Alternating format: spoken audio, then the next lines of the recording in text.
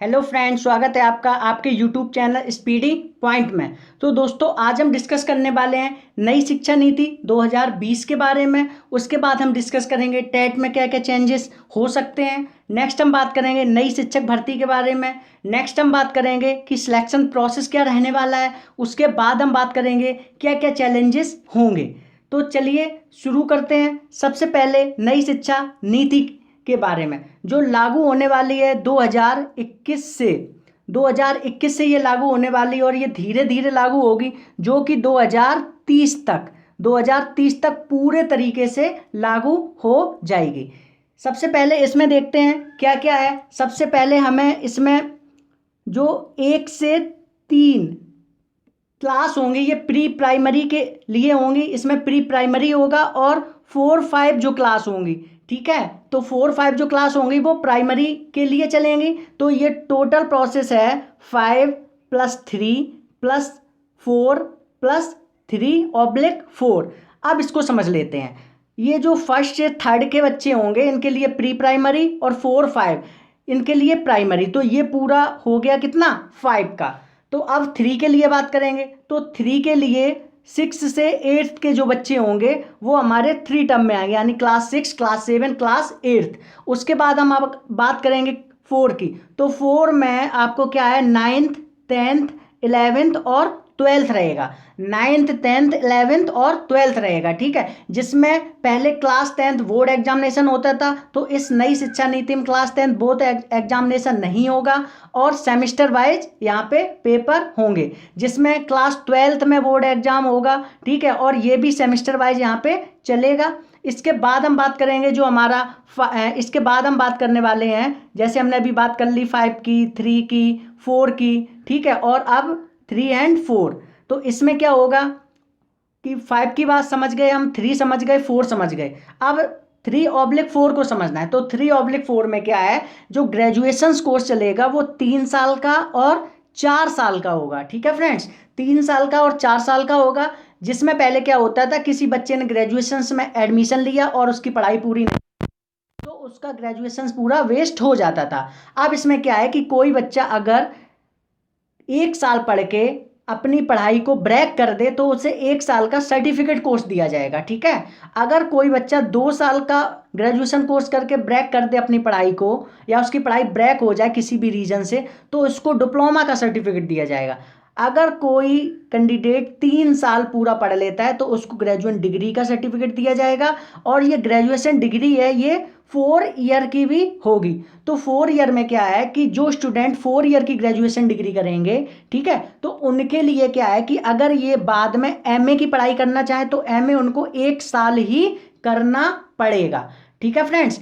और इसमें क्या है कि पहले क्या होता था कि जो स्टूडेंट एमए किए हैं, ठीक है, उनको एमफिल करना होता था बाद में, उसके बाद ही वो पीएचडी में एडमिशन ले सकते थे। लेकिन नई शिक्षा नीति में क्या है कि आप एमए के बाद डायरेक्ट पीएचडी कर सकते हैं, ठीक है फ्रेंड्स।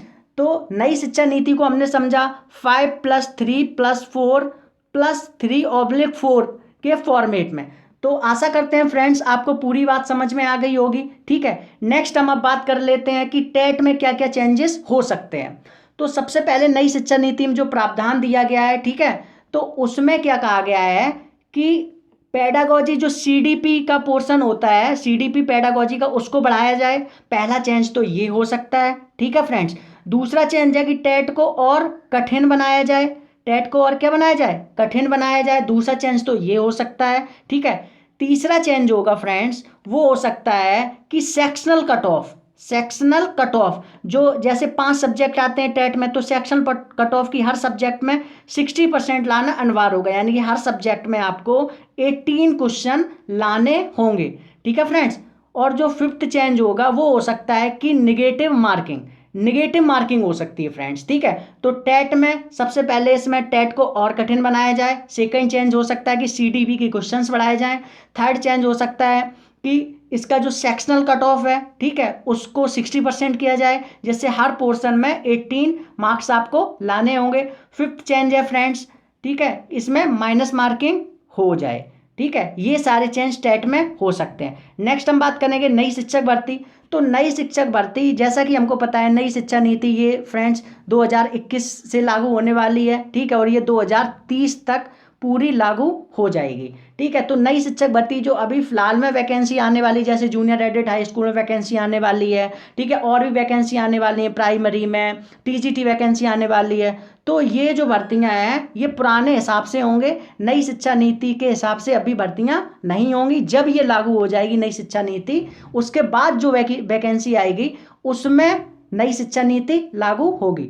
नेक्स्ट हम बात कर लेते हैं सिलेक्शन प्रोसेस के बारे में फ्रेंड्स। तो सिलेक्शन प्रोसेस की देखिए, जैसा कि हमको बताया जा रहा है कि जैसे प्राइमरी है, सबसे पहले टेट कराया जाएगा, ठीक है, टेट की परीक्षा होगी, टेट में जो बच्चे क्वालिफाई होंगे, उसके बाद सुपर टेट भी उनका हो सकता है। अगर सुपर टेट नहीं हुआ तो टेट के बाद, जैसा कि हमको पता है टेट में 60% स्कोर करना होता है, टेट क्वालिफाई के बाद इसमें स्किल टेस्ट भी हो सकता है, ठीक है, डेमो भी होगा। डेमो का मतलब है कि 5 मिनट का वीडियो आपको रिकॉर्ड करके एचआरडी मंत्रालय में भेजना पड़ेगा, वो लोग वेरीफाई करेंगे। उसके बाद टीचिंग स्किल आपका देखा जाएगा स्किल टेस्ट में कि आप कैसा मतलब पढ़ाते हैं। उसके बाद आपका इंटरव्यू, ये सारी प्रोसेस से आपको गुजरना पड़ सकता है, लेकिन अभी क्लियर नहीं कहा जा सकता है कि ये सारी प्रोसेस प्राइमरी में लागू होगी कि जूनियर की वैकेंसी में लागू होगी या टीजीटी पीजीटी कहाँ पे लागू होगी। लेकिन सिलेक्शन प्रोसेस आगे आने वाले टाइम में यही होने वाली है। टेट क्वालिफाई करना पड़ेगा, स्किल टेस्ट देना पड़ेगा, डेमो देना पड़ेगा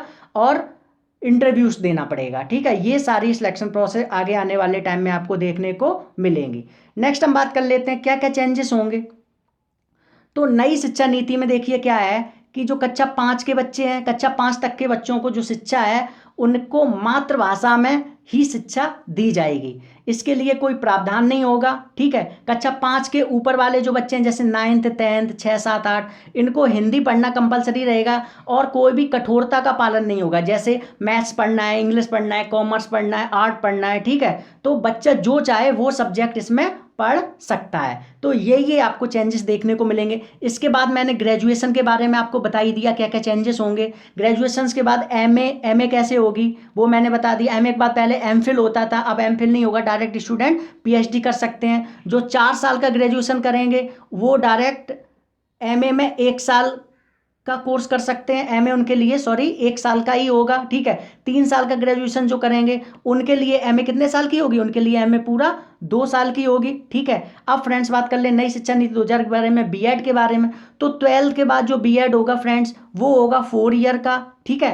ग्रेजुएशन के बाद जो बीएड होगा फ्रेंड्स वो होगा 2 ईयर का, और पीजी के बाद जो बीएड होगा फ्रेंड्स वो होगा 1 ईयर का, ठीक है। तो अब इसमें क्या है जो स्टूडेंट पहले से बीएड किए हैं, बीटीसी किए हैं, उनके लिए क्या है, तो जो स्टूडेंट पहले से बीएड बीटीसी किए हैं अगर वो 2030 तक उनको जॉब मिल गई, ठीक है, तो उनके लिए ये गोल्डन चांस है, गोल्डन अपॉर्चुनिटी होगी। अगर उनको 2030 तक जॉब नहीं मिली तो उनको दोबारा बीएड करना पड़ सकता है। तो जिन स्टूडेंट की एज 35 के आसपास है वो अब बीएड करना चाहें तो वो न्यू शिक्षा नीति के अकॉर्डिंग बीएड करें, ठीक है। नहीं तो उनका 35 साल हो गया, 2 साल में अब वो बीएड करेंगे 37 हो जाएगा और उसके बाद 40 साल टीचर बनने में ही एलिजिबल होगा, तो उनका वो बीएड या बीटीसी जो भी है वो खराब हो सकता है, ठीक है फ्रेंड्स। तो फ्रेंड्स आज हमने बात की नई शिक्षा नीति 2020 के बारे में, जैसा कि हमने पूर्ण चर्चा कर ली है तो आपको समझ में आ गया होगा। उसके बाद हमने बात की टेट में क्या क्या चेंजेस हो सकते हैं, उसके बाद हमने बात की नई शिक्षक भर्ती के बारे में, उसके बाद हमने बात की सिलेक्शन प्रोसेस के बारे में, और उसके बाद हमने बात की क्या क्या चेंजेस होंगे, ठीक है फ्रेंड्स।